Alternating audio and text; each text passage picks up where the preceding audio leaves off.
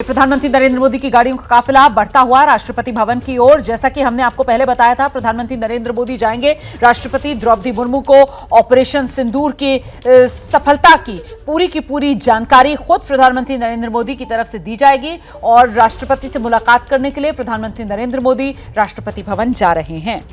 तो आज का दिन बेहद महत्वपूर्ण है। आज हर हिंदुस्तानी के लिए गौरव का दिन है।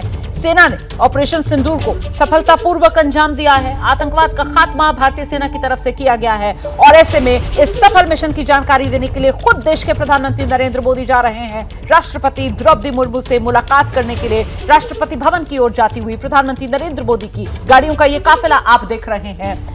तस्वीरें आपके सामने हैं। राष्ट्रपति से मुलाकात करने के लिए प्रधानमंत्री नरेंद्र मोदी निकल चुके हैं। कुछ ही देर में वो तस्वीरें भी सामने आएंगी जब प्रधानमंत्री नरेंद्र मोदी राष्ट्रपति द्रौपदी मुर्मू से मुलाकात कर रहे होंगे। फिलहाल आप देख रहे हैं रायसेना हिल पर गाड़ियों का ये काफिला नॉर्थ ब्लॉक साउथ ब्लॉक के बीच से गुजरता हुआ राष्ट्रपति भवन की ओर जाता हुआ। मैं फिलहाल जल्दी से आपको लेकर चलती हूँ। हमारे साथ हमारे दो सहयोगी आसिफ कुरैशी श्रीनगर से मौजूद हैं, अजय बाचलू जम्मू से हमारे साथ मौजूद हैं। जरा आसिफ के पास पहले दर्शकों को लेकर चलते हैं और जानते हैं आसिफ से। अच्छा, उससे पहले जरा आपको अंकित गुप्ता के पास लेकर चलेंगे। राष्ट्रपति भवन पहुंच रहे प्रधानमंत्री नरेंद्र मोदी। अंकित, तस्वीरें आ रही हैं सामने। बिल्कुल रोमाना, देखिए कुछ देर पहले ही हमने अपने दर्शकों को जानकारी दी थी कि प्रधानमंत्री कैबिनेट की बैठक के बाद में वो जाएंगे राष्ट्रपति भवन के लिए। और क्योंकि उसकी वजह यह है कि राष्ट्रपति जो तीनों सेना की सुप्रीम कमांडर होती हैं, लिहाजा उनको और देश की सर्वोच्च नागरिक हैं, प्रथम नागरिक हैं, उनको जो जानकारी देने के लिए प्रधानमंत्री पहुंच चुके हैं राष्ट्रपति भवन। और जैसे हमको जानकारी मिली है, प्रधानमंत्री और राष्ट्रपति के बीच इस वक्त जो मुलाकात भी शुरू हो चुकी है। तो प्रधानमंत्री का जो है वहां पर पहुंचे हैं, उनको राष्ट्रपति को आधिकारिक तौर पर, औपचारिक तौर पर वो सारी जानकारियां देने के लिए जो अब तक जो है देखिए सीसीएस की बैठक में प्रधानमंत्री को ने जो अपने सहयोगियों को दी, कैबिनेट की बैठक में सहयोगियों को दी। उससे पहले रक्षा मंत्री राजनाथ सिंह और जो है जो एनएसए हैं अजीत डोभाल, उन्होंने प्रधानमंत्री को जो ब्रीफ किया था, प्रधानमंत्री ने अपने सहयोगियों को दी। और अब फिलहाल वो पहुंचे राष्ट्रपति भवन में और राष्ट्रपति द्रौपदी मुर्मू को ये सारी जानकारियां देंगे कि भारत की सेना की तरफ से क्या क्या कदम उठाए गए हैं और आगे अब भारत की सेना की रणनीति क्या है, न सिर्फ जो है सीमा पर बल्कि आंतरिक सुरक्षा को लेकर भी किस तरीके से तैयारी की है, वो तमाम जानकारियां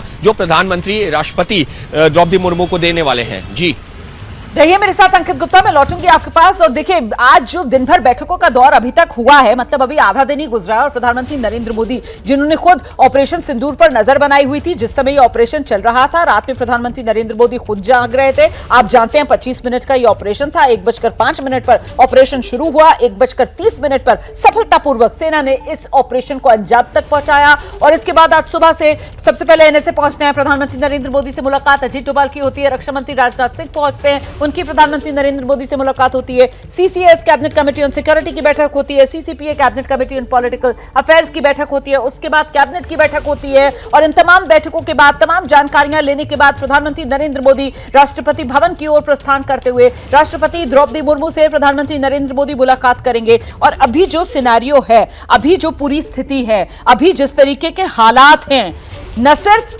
ऑपरेशन सिंदूर की सफलता के बारे में बल्कि देश में अभी स्थिति क्या है सुरक्षा के लिहाज से, चाहे हमारी सीमा हो या फिर आंतरिक सुरक्षा, उससे भी राष्ट्रपति को मुहैया कराएंगे कॉमोडोर सिंह। आप बिल्कुल ठीक बोलिए। मैं ये कहने से पहले सबसे पहले बताऊं, आप देखिए मोदी जी की उम्र का लिहाज और जो उनकी एनर्जी है जी, ये एक ऐसी बहुत अच्छी लीडरशिप की मिसाल है हमारे लिए। ये बहुत अच्छी एक लीडरशिप की मिसाल हमारे सामने है कि पूरी रात वो जागे खुद।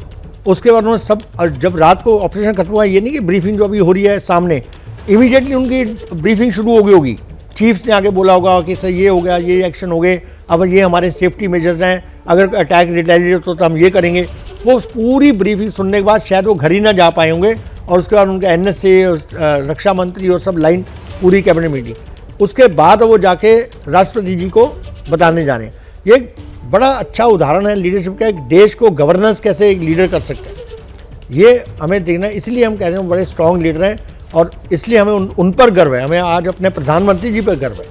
वो कह रहे हैं हमें पूरे देश को, हम अपने प्रधानमंत्री पर गर्व है, हमारी सेना पर गर्व है कि जो हमने करके दिखाया वो बहुत अच्छा एग्जाम्पल है। और ये देखिए, ये जो पूरा सिस्टम है, जो सिक्योरिटी सिनेरियो है, राष्ट्रपति जी को पूरा ब्रीफ किया जाएगा कि अभी क्या सिचुएशन है, हमने क्या क्या अचीव किया है, क्या क्या कमियां रह गई हैं और पाकिस्तान क्या क्या कर सकता है, उसके लिए हम कैसे तैयार हैं। दोनों इंटरनल एक्सटर्नल सिक्योरिटी के लिए। और हम कितने दिन तक इसका इंतजार करेंगे, कैसे कैसे डीएस्केलेट होगा, ये पूरी ब्रीफिंग प्रधानमंत्री इस समय राष्ट्रपति को देंगे। बिल्कुल सर, और जो बात आपने कही ना कि एक्सटर्नल सिक्योरिटी, इंटरनल सिक्योरिटी और वो तमाम सिक्योरिटी और उसका जो पूरा खाका है वो बनाया भी तो प्रधानमंत्री नरेंद्र मोदी की तरफ से ही गया होगा ना। अपने जो मंत्री हैं उनको ताकीद भी तो प्रधानमंत्री नरेंद्र मोदी की तरफ से ही की गई होगी, और इसी के तहत वो इंटरनल सिक्योरिटी के मद्देनजर कुछ ही देर बाद गृहमंत्री अमित शाह जो बैठक करने वाले हैं, वो सीमावर्ती 10 राज्य हैं जिनके सीएम से गृहमंत्री अमित शाह की बैठक होनी है। इसमें जम्मू कश्मीर के मुख्यमंत्री उमर अब्दुल्ला भी हैं, पंजाब के मुख्यमंत्री भगवंत सिंह मान भी शामिल हैं,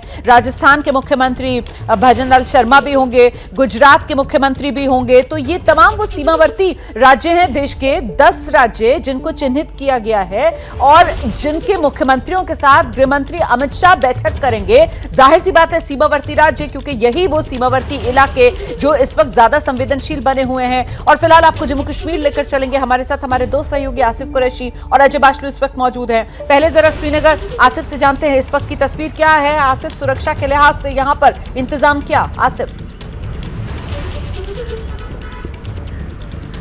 बिल्कुल रोमाना, जैसे ही इस हमले की खबर रात में आई थी तो उसके तुरंत बाद ही यहाँ पे हाई अलर्ट कर दिया गया था। और ना सिर्फ मुख्यमंत्री की तरफ से बैठक हुई आज, जो एक इमरजेंसी मीटिंग हुई कैबिनेट की, उसमें जो बॉर्डर एरियाज़ के लोगों को राहत पहुँचाने के लिए कदम उठाने की बात कही गई। उसके साथ साथ जो उपराज्यपाल हैं उनकी तरफ से भी एक अलग बैठक ली गई, जिसमें ये आदेश दिया गया कि सरहद पर रहने वाले ऐसे सभी गाँवों को खाली कराया जाए जो पाकिस्तानी सेना की गोलीबारी की सीधी चपेट में है। मैं बता दूं कि कल तकरीबन 1 बजे रात को जब यह हमला हुआ था, उसके तुरंत बाद ही पूरी एलओसी जो कि तकरीबन 700 किलोमीटर से ज़्यादा की है, गुरेज से लेके अखनूर तक जम्मू क्षेत्र में, इस पूरे एलसी पर पाकिस्तानी सेना की तरफ से ज़बरदस्त गोलीबारी शुरू की गई, जिसकी चपेट में आने से अभी तक आधिकारिक तौर पर यह बोला गया है कि कम से कम 10 आम नागरिक हैं, उनकी मृत्यु हो गई है, 50 से ज़्यादा जख्मी हैं, दर्जनों मकान जो है वो क्षतिग्रस्त हुए हैं और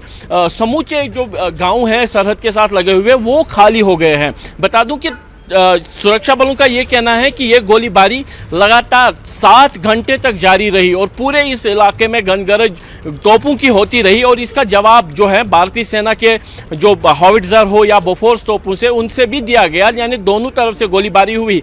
लेकिन जिस तरीके से पाकिस्तानी सेना ने हमले के तुरंत बाद गोलीबारी शुरू कर दी, वहाँ कहीं ना कहीं इस बात पर इंडिकेट करती हैं कि पाकिस्तानी सेना बिल्कुल तैयार थी इस तरीके के हमला करने के लिए।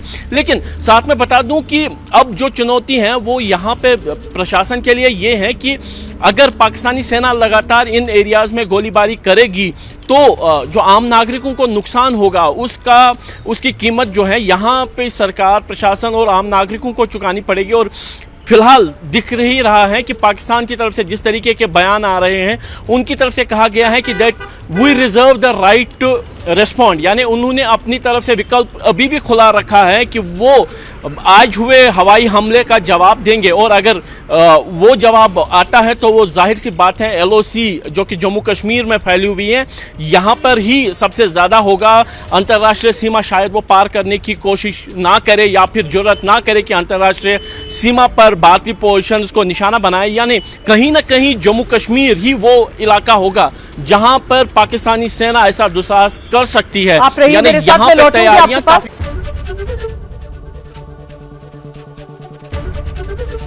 एबीपी गंगा, खबर आपकी, जुबान आपकी।